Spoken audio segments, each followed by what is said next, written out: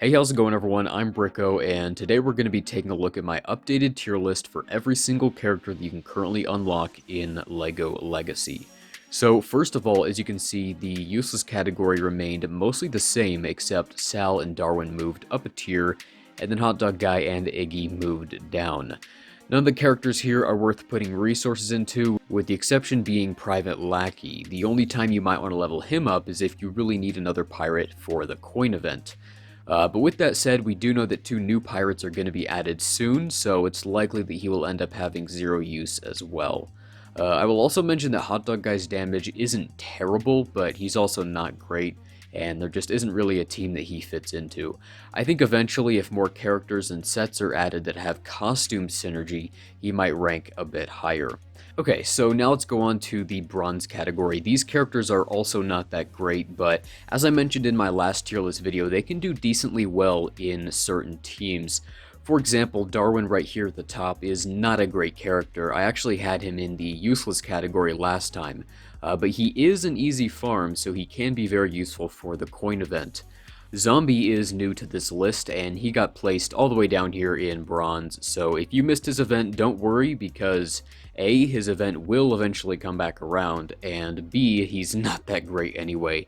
He has an interesting revive mechanic, but he doesn't do much else, even at 7 stars. He can't taunt, and he doesn't have good damage, so he's really there just to get hit. I think his kit would be a lot more interesting if he had a way to gain revive again. Like something that read, I don't know, whenever another ally dies, Zombie gains 1 additional stack of revive, or something like that. Even something that simple could be really, really interesting. You could use Brutus to force a taunt on Zombie, who would then just revive if you killed him, and then could regain revive. I don't know, but as it stands, he's down here in bronze.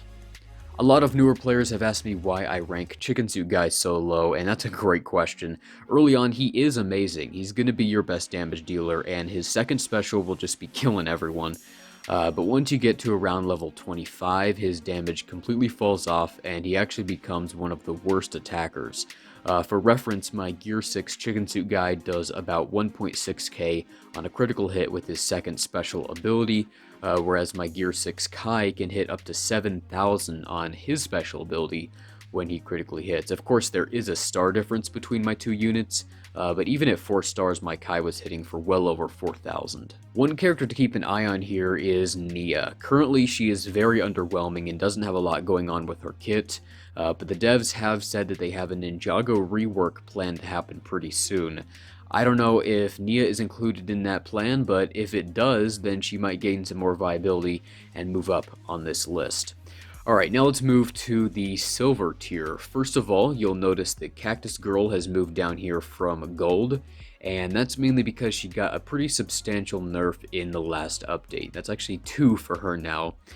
She is a solid character early on, since she is the leveling reward, and she's a very easy farm. I think she's actually the very first Monolith Waste node.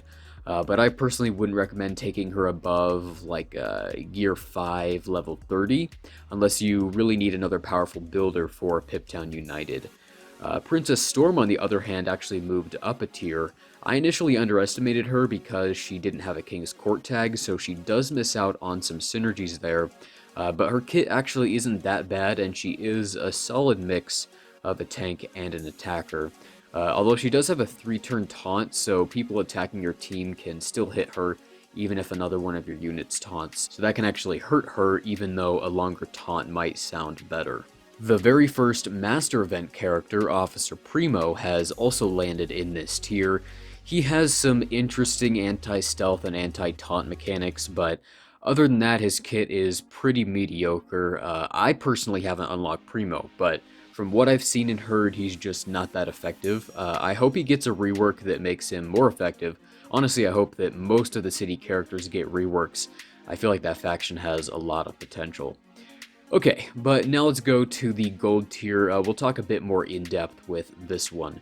Right up at the top, we have Hiker, Locust, and Gorewell. In my opinion, those 3 are really close to being in Platinum, but I decided to put them in Gold.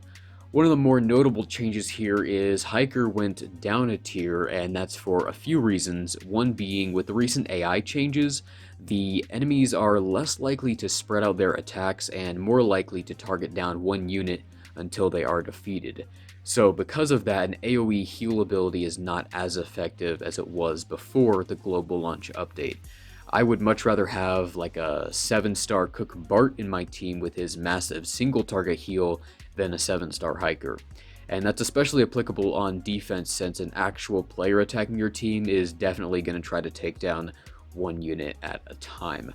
But with that said, Hiker is still an amazing character and very useful in Glyph Hunt and Monolith Waste. Locust here just got an ultimate ability which adds to his already great kit. The ultimate does a lot of damage and can inflict disarmed and attack down, which are two of the best debuffs in the game, and he's also just a pretty cool looking character. Gorwell is the only one on this list that is exclusively available from bags, so you will most likely not have her for a long time. I could see her being our first raid reward or even a part of the Brickspedition rewards. But anyway, she is a great character. She gives everyone a status effect called Infestation at the start of the battle, which gives your entire team a speed boost, and this will help you go before the enemy Lloyd or another fast character you're facing and trying to get out ahead of.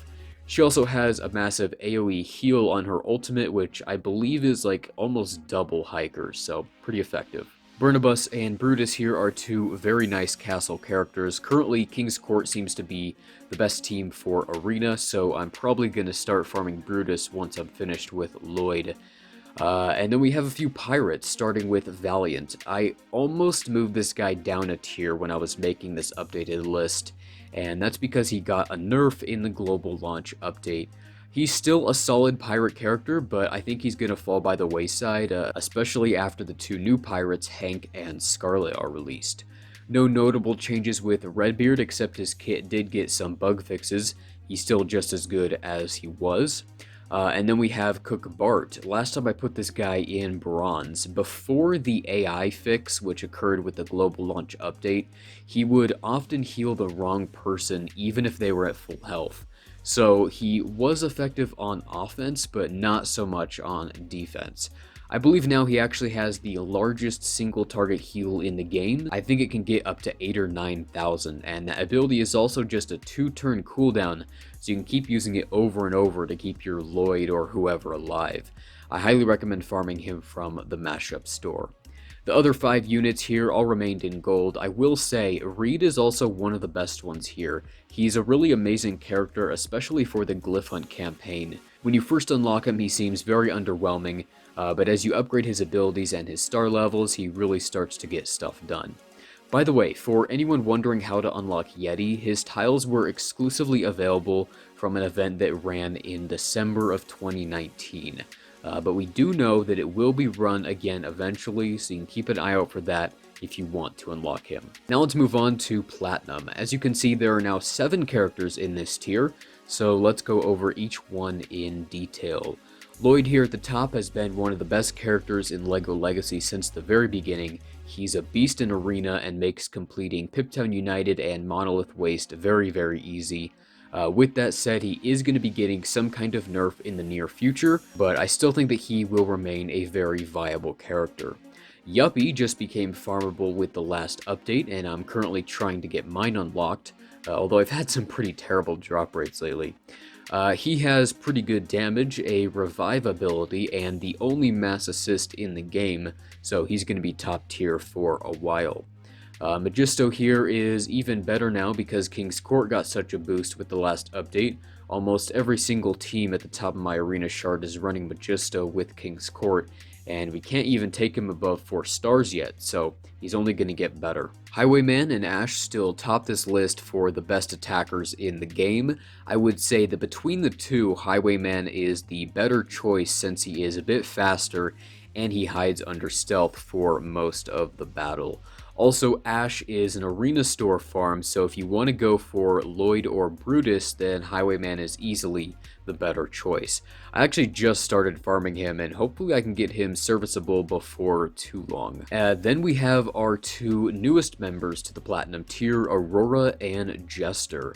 I'm going to go out on a limb and say that after Lloyd's nerf, I think Aurora has potential to be the best character in this game, especially with the new Ice Glider set.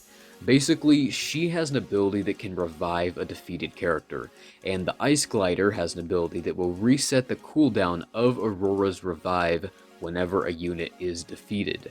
And also, between her passive and the Ice Glider, she will immediately gain 60% pep and speed up too. So she's going to take that next turn very quickly and revive whatever unit was just defeated. And then if you defeat another unit, she'll just revive that one as well. So yeah, as soon as I unlock the Ice Glider, I will do a video using her in Arena so you can get a good idea of what that looks like.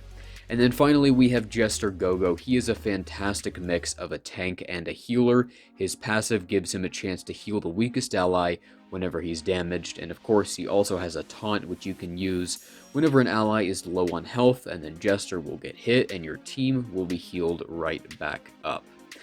So yeah, that is going to be it for this video. Thanks for watching, and if you have any questions at all, feel free to ask, and have a great rest of your day.